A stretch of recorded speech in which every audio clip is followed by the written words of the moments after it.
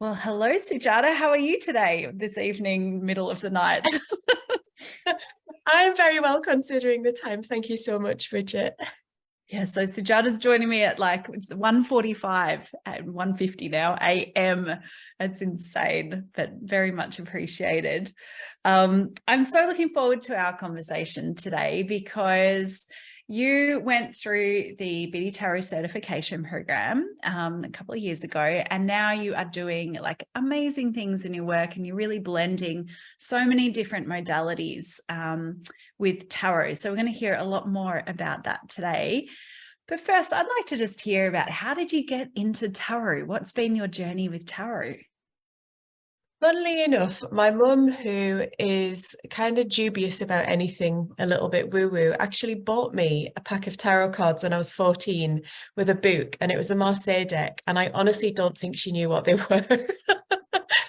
She saw them in one of the bookshops here, and there was a sun on the front of the card, and I was obsessed with pictures of the sun and the moon in the 80s, which kind of everybody it was a thing at the time. And she bought me them and brought them home and said, "Oh, I've got you a present from a bookshop." And then I was obsessed ever since. So I actually learned with a very plain pip deck, and used to kind of make up the meanings, I think, half the time at that age. But that was my first ever deck of cards. It was a gift from my mum, who didn't know what she was doing. How funny. Do you know, my mum gave me a tarot deck as well at 17. And this was when she was all like, she just didn't believe in all of that stuff, but she still gave me Yeah. the tarot deck anyway. Good on her. Yeah. Yeah. And does your mum queue up for a reading now? Because now my mum's like, what, every time I go home, she's like, "Oh, have you got your cards?" Oh, really? Oh, that's really sweet. Yeah. Actually, come to think of it, I don't know that I have ever read my mum's cards. That's an Well, interesting there you thing. go. Yes, yes. Maybe she's still a skeptic after all. I don't know. One way to But tell find me, out. tell me then, like, so you got your first deck, and then did you just start reading for fun, or did you start to go a bit more deeper with the tarot? How did that kind of evolve? So I used to read for myself a lot, and then I think I started taking it a little bit more seriously when I got to university, because it was seen as pretty cool. And I was living away from home, and I could go to these weird esoteric kind of little bookshops.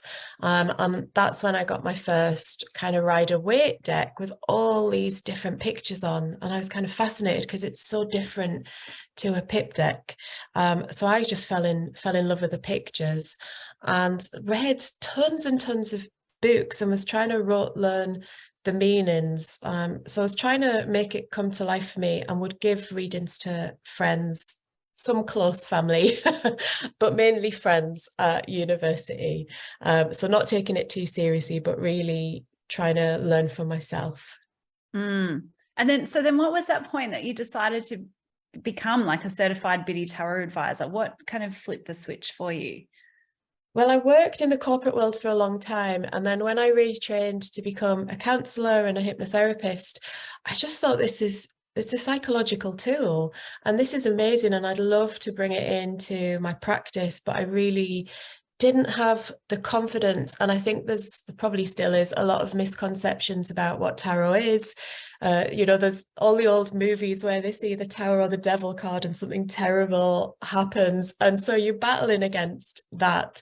And I think people in the counseling psychotherapy community can be kind of one track minded when it comes to helping people, and they think there's a certain way. So I was aware there was pushback, so I really wanted to get the full picture and know what I was talking about. And I think your approach to the course, it being quite practical and intuitive, was perfect for me, and it kind of aligned with my values. So that's what really made me want to embark on it. And then I think because it's so thorough and there's so many practice sessions that you can take part in, my confidence just grew with it. And I thought, no, I can do something different, and I don't have to justify it. I'm confident in what I can offer to clients, and I'm confident for them to pay me for it as well, which is a Yes. big thing. Yeah, absolutely. Did you find that by doing those practice readings, that was what really built up that confidence and that you could be paid for it? Yeah, it's when I think my first one, I got 5-star feedback throughout. And I think when you start seeing those stars coming in, I mean, I thought I was a good reader, but it's always nice to hear from other people. And because you've got an audience from all around the world, all walks of life, it's probably one of the most challenging things to do, because they don't know you. They haven't been on your website. They haven't searched you in your local area and are coming for convenience. You could be anyone. So if you work for yourself, you attract a certain type of person through your web presence, through what you offer. And here you're getting people from diverse backgrounds and experiences. And if you can read for anyone, then great. You can definitely read for the people who know what they're signing up to and who are attracted to what you do. So it was a great experience from that perspective, the diverse clients and different backgrounds and different questions that I was getting asked to read for as well. Yeah, it's kind of like initiation by fire, I find, but it's I think the most profound, the fastest, most accelerated way to start building up that confidence, isn't it? Absolutely. And it really is kind of a quick fire way to do it, because you can choose how many you want to do. And I was doing quite a few a week to really I was on a roll and I loved it. I really enjoyed it. And then I was doing it without thinking about it and just seeing what came up and, sharing it very quickly. So I wasn't pondering too much or questioning myself. And that's when it really started to kind of flow for me.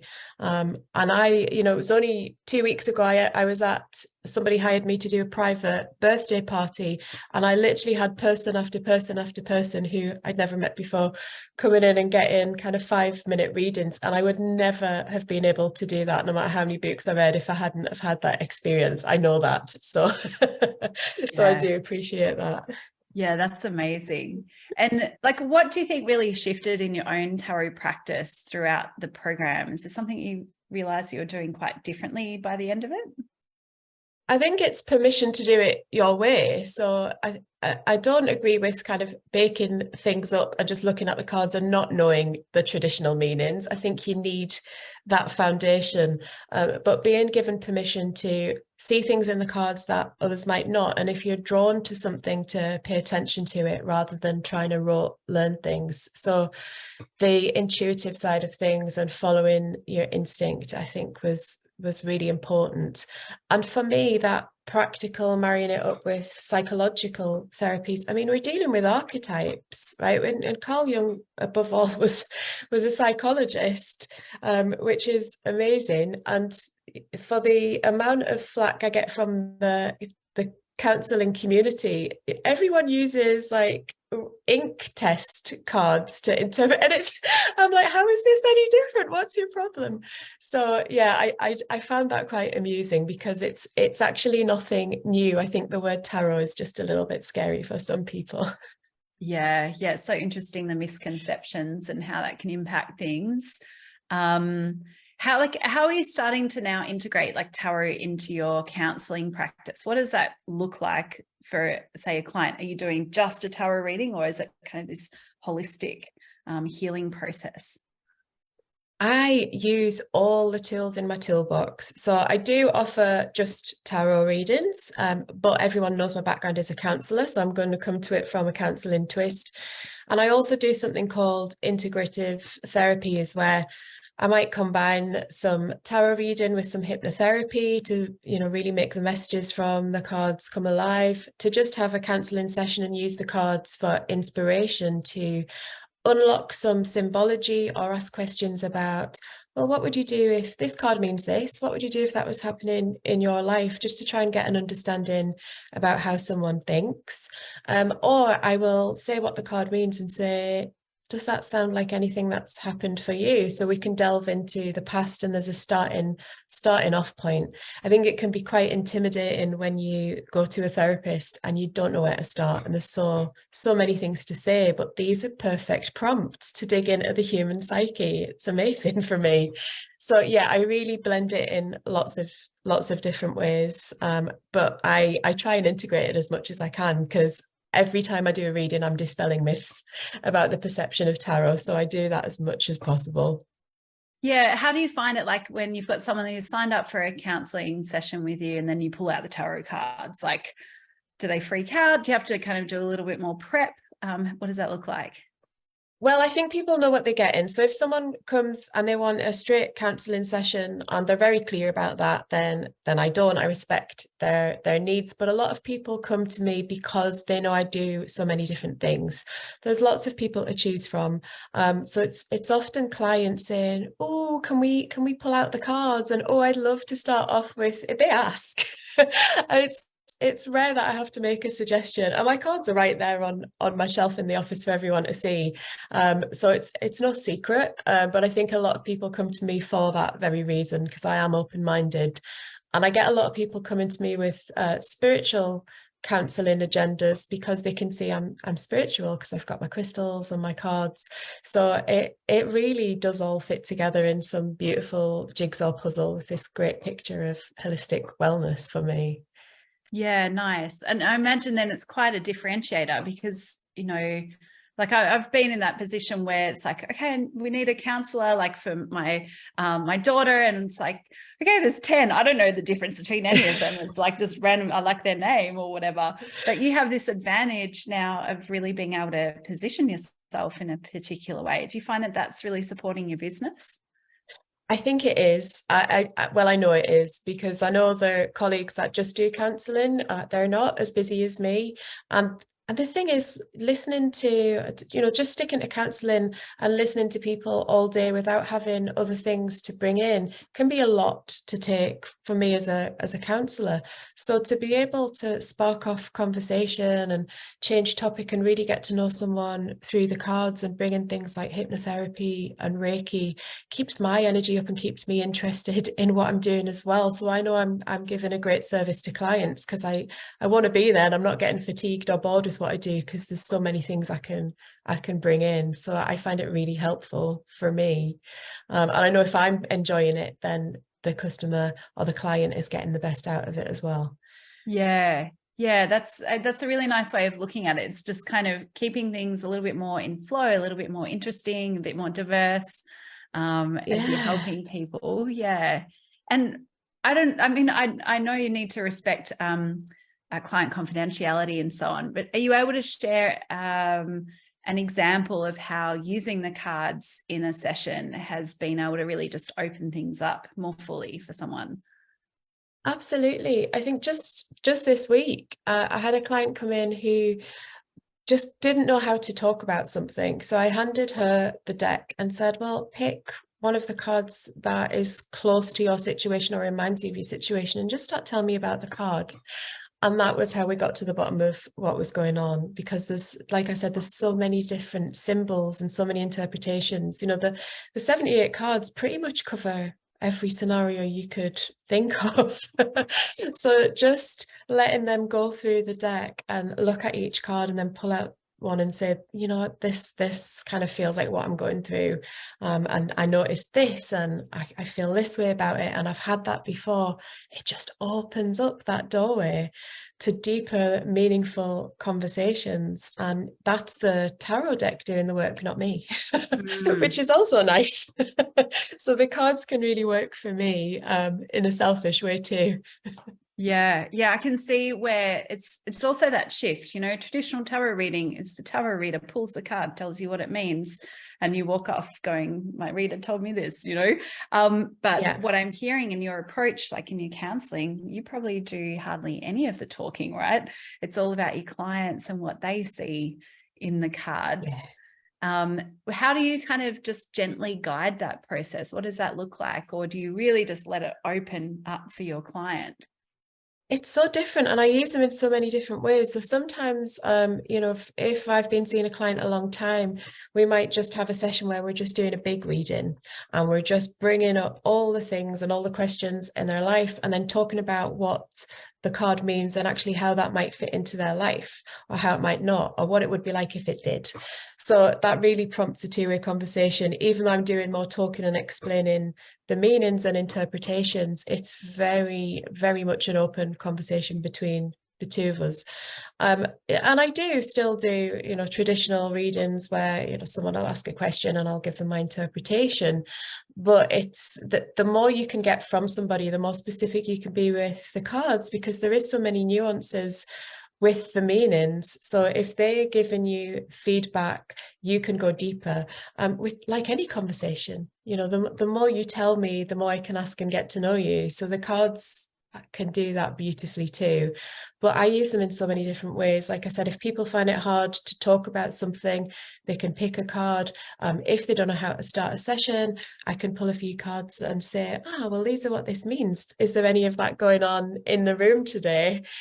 Or we can just start off with, right, you've got this dilemma. Let's just see what comes up here and see if that inspires anything. So there's just so many ways. I wouldn't like to pigeonhole and pick one or two because it's different every time, honestly. Yeah, I just love that creative flow that you're really embodying as you're working with the different clients. I'm guessing you're really also connecting with your own intuition to be guided in that moment to what's the best kind of way. Absolutely. And I've even used, as hypnotherapy induction exercise, like jumping into the tarot card, seeing if anything comes up and tapping into people's subconscious that way, really tapping into the higher self, or that internal voice that we all have that people can't access. So yeah, I use them beyond the paper and ink paper and ink cards as well, and use the idea of tarot in meditation, in hypnotherapy too. Yeah, that's neat. Yes, because I'm also trained in hypnotherapy or hypnosis, and I think that the power of using tarot alongside with that is just huge. And even to use it to journey into, to like adventure in and visualize and meditate and kind of manifest too from that place is powerful. Yeah, it's great. But yeah, I do have all kinds of clients. So I do have the ones that come in and they're like, right, it's a full moon, let's get the cards out before we get onto the good stuff. So they'll want they'll want a little reading or pull some cards at the beginning of the session before we would start counselling or anything else. And others that in the last 10 minutes would say, can we pull some cards, please? I saw them there, and I'd love to have a card or two interpreted. So yeah, there's all kinds of wonderful ways of working, and I'm open to them all. It's really about gauging the client's energy, what they're up for, and what they need. And I think there's a lot of that intuition comes from working with people anyway. This is just a tool which helps that. Yeah, it's beautiful. And I'm wondering if we kind of like flip it, right? So we have like many tarot readers listening to this episode, and they might be thinking more about how can they integrate some of the counseling tools and techniques into how they're doing readings. Now, obviously, you've got to go and get all your training and all of the things, but I wonder if you've got some kind of starting points or tips that you've discovered as a counsellor that you could integrate into a reading. Yeah, well, a beautiful question that I've had a lot of tarot readings, and no one ever asked me once they've kind of given me this information, they've held the power and they've bestowed this knowledge on me like it's fact. They've never asked me how I feel about it. So that beautiful question, how do you feel about this card and its interpretation, and what does that mean for you? I think, how do you feel? What does it mean for you are probably the two most important questions you can ask to get someone to reflect and really understand what that message might mean for them, if anything. And it also gives an opportunity to ask more questions and provide further insight. So rather than it be some kind of mystic fortune telling thing, it brings it into reality and their life. And makes it meaningful for them. So two really simple questions. Yeah. And it also makes me think about like as a reader, it can also be a bit of validation of like, how's this actually landing? Because sometimes, we can have that feeling of delivering a reading. We think it's, oh, this is everything. And then you see like the blank face on the other side and you're like, oh, I don't think I've nailed it. Right. So even just as a reflection question for your own validation, as well as theirs and their processing, of course, I think that can be helpful. Yeah. Exactly it. Yeah, because you can come back from that blank face by going deeper into the meaning of the card, by understanding what's going on for them. So it doesn't have to be kind of broad brush, top line. Like I was saying before, the more of a conversation it is, the more meaningful it can be. So I think it's really important to check in and get that conversation flowing between client and reader. Yeah. And then like, what's your advice when a client may be finding it difficult to integrate the messages of the cards? Maybe it's triggering, maybe they're in defensive mode, maybe it is upsetting. How can a tarot reader navigate that? So this is why I really enjoy being a counsellor as well, because I can integrate some amazing techniques like breath work or preparation, or we could do some CBT. So this is worst case scenario. Let's think how you might tackle that. And what would the best case scenario be, and what's something in between? But there's no reason tarot readers can't ask those sort of questions as well. So if this was to be the case, how would you handle that, and how could you best prepare? And you can always pull some more cards to get insight and advice into that. It doesn't have to end with, you've picked some cards and that's it. There's always more insights to be gained. So I think providing options is a really good thing to do. Yeah, and just kind of keep unfolding and opening and exploring and so on. Yeah. Yeah, beautiful. Yeah. And do you find that you gravitate towards a certain deck when you're working with your clients, or do you kind of move and change depending on their questions and energy? Well, I'm a bit of a deck hoarder, so I've got lots of decks that I have just for me, and I wouldn't want anybody else to touch them because they're so precious to me. And I have 4 or 5 client decks that, for practical reasons, are plastic, just so I can shuffle them, and if they're going to spill something on them, it's fine. They're not going to damage the cards in any way. So I do have 4 or 5 plastic decks that I use, and I normally use the fill card and put them out and say, which one are you drawn to? Have a little look and tell me which ones you like, and they'll pick one based on the full card normally. But somebody, we always have a preference. We walk into a shop and something catches our eye, or we like a certain color. So I really like to work with clients that way and get them involved from the beginning, because they get to choose which one we're reading with. Yeah. And I'm just thinking it's such a beautiful, I don't know, like almost a shift, not a shift in power, but it is this shift, because again, so often it's just that the reader is the guru, the reader knows. And so you go to consult the wise one. But this is really actually saying, hey, client, you're the wise one here. I'm just here to really guide you and nudge you along the way. So I bet that builds up a really beautiful level of trust as well with your clients. Do you experience that? Absolutely. And I think that dovetails so nicely in with my counselling approach, because I always say to clients, I'm not the expert in the room. I've just been trained in some stuff that can help you, but you've known you your whole life, and you know exactly what's going on. So I'm here to help with that. And the same kind of approach is the one I take with tarot readings as well. They're the expert in their life, not me. But I know the meanings of the cards and how to interpret them, and some of the right prompts and questions to ask them to get them to think about things, which is why, again, it fits so beautifully with counselling. So yeah, it is a match made in heaven, despite some people's protests. Yeah. Actually, so a bit earlier, you sort of hinted towards the counselling like industry and the response to that. I remember my mum being quite clear about how she needed to study many, many years to be a psychologist. She's a psychologist. And tarot, anyone can pull out a tarot deck and just start reading cards. So I think it was a little bit triggering for her. But I'm curious, how does it land in your counsellor community, and how do you kind of navigate your way through that? Well, I think the beautiful thing is that there's so many different styles of counselling and so many different approaches. And there is more and more, I think there's more and more counsellors integrating other therapies like tapping. I don't know many that do Reiki, but for example, there is drama therapy now where you're acting things out. There's laughter therapy. There's silent counselling. There's all kinds of weird and wonderful things that are coming into the fold. I think my pushback is normally off very traditional, quite rigid counsellors that have one way of working. They subscribe to one school and they wouldn't dream of integrating anything else. But because of tarot's connotations with the mystical, or the reputation it has had I'm not going to say have, because I don't think it has a bad one anymore. I think it did just because of horror films, and that was often people's first experience of it.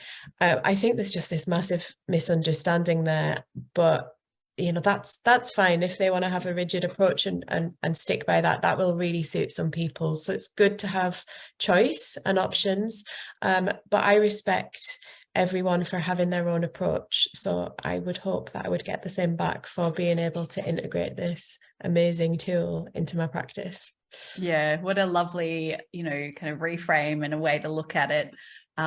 Just to allow that diversity, because I think, we're in an age right now where everyone is expressed in so many different ways, and even tarot in itself, tarot decks are all being expressed in these different ways, and tarot readers are expressed in different ways. I think it's magical that we're all so unique and yet connected by just that simple desire to be of service and to help raise global consciousness and all of the good stuff, right? Yeah, that's it. And I think at the end of the day, your mum might be right. Anyone can pick up a tarot deck, but what keeps people coming back is your approach and how you are. People buy the person, and that's why I have so many repeat clients. And I've had people come in for tarot readings, and then they've turned into a counselling client because I've had such a good level of trust and rapport with them that they can trust me with that. So it really works both ways, even though it might seem like a weird route to find a counsellor is to go for a tarot reading first. I have had that. I've had that many times. So yeah, it's been brilliant for me. Yeah, beautiful. I can imagine. You've got such a beautiful energy. I can see why people are just magnetized to working with you. It's very sort of soft and flowing and very supportive. Your business is called Space to Tame. What's been that motivation? Like, what's the meaning behind all of that? Well, I think my motto was that in this wild world, because it is wild sometimes, that we do need a little bit of space to tame, because, the different therapies and options I offer really can help tame your thoughts, tame your body, tame your approach. And it is a very beautiful, sacred space, and it's a safe space. So it was just bringing those two things together. And I really loved it. And my logo is actually some golden feathers, because the story is that, I'm sure you've heard it, when you see a white feather, it's supposed to mean that there's someone watching over you. And my grandma would always tell me this. And I used to work in a corporate job, much like yourself, but I was PR, not HR. And when I was thinking about retraining as a counsellor and doing this crazy thing and leaving this job, I kept finding these little white feathers everywhere. And even to the point where I was looking at applying for my counselling course, and I opened my keyboard and there was a white feather inside. So the idea behind Space to Tame and the golden feather instead of a white feather was, I always associate kind of gold with abundance and that richness and wealth. And it was about being able to attain that wealth in well-being by being your own guardian angel. So, and looking after yourself and putting yourself first and taking charge of your own mental health and well-being. So that's how it all came together really into what my business is. And I think that represents all the different things I do as well, because well-being can come from a tarot reading to a Reiki session to a counselling session. It all fits together. It's all part of us. And I don't think it's fair to separate mind, body, spirit. We're more than that. We're all of those things and much more. Yes. Yeah, absolutely. It almost reminds me too of the strength card. And yeah, that sort of that taming, but with that gentle persuasion and guidance and so on. Yeah. Beautiful. Yeah. It's one of my favorite cards, the strength card, actually, and the star card, which is healing for me. Yeah, of course. Yes. And do you do both in-person and online sessions? I do, yeah. So my practice is in the middle of Edinburgh City Centre. So I've got a beautiful office there where I can do group readings or one-on-one readings and sessions. And then I work on Zoom as well. Yeah, awesome. And so where can people find out more about like your sessions and your offerings? So my website, spacetotame.com, or my socials are all at Space to Tame. So quite nifty there with the name. I got in quick before anyone else could could take it. Yeah. That's awesome. And what are you working on over the next sort of 6 to 12 months? What's evolving for you? So in the next 6 to 12 months, I'm doing more events. So I do monthly moon circles as well, often with a bit of a tarot meditation. And because it's the summer months, I do more of those, and more kind of private events for people that want to just have a reader at a birthday party or a celebration, because it's seen as just something really fun and interesting that people can do. So that, and just doing more of what I'm doing because I really enjoy it and clients get a lot out of it. Yeah, beautiful. And what advice would you give to someone who may be just starting out on their tarot journey and, you know, kind of intrigued and inspired by what you've shared today? Just to go ahead and do it, because I think it could be a little bit intimidating when you watch amazing readers, and they've got all this confidence and they seem so knowledgeable, and their word is law, and they're delivering this message as if that's it. But the truth is, like, everyone's unique perspective and approach is what makes the reader so good, and we all have that variety and that diversity, and people are attracted to different people for different reasons. So everyone will have their own way of doing it and their own intuition. So just go for it and don't be afraid to do something a little bit different, because it's really worked for me.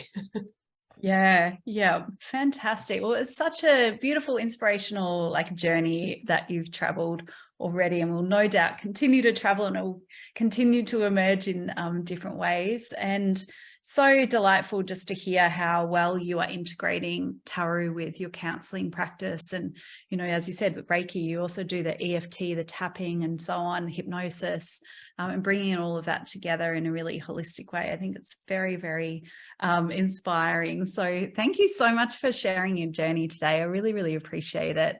And I know others will just be lit up, and I'm sure, you know, you've shared so many techniques too that I know that people can use in their own practice as well. So thank you so much.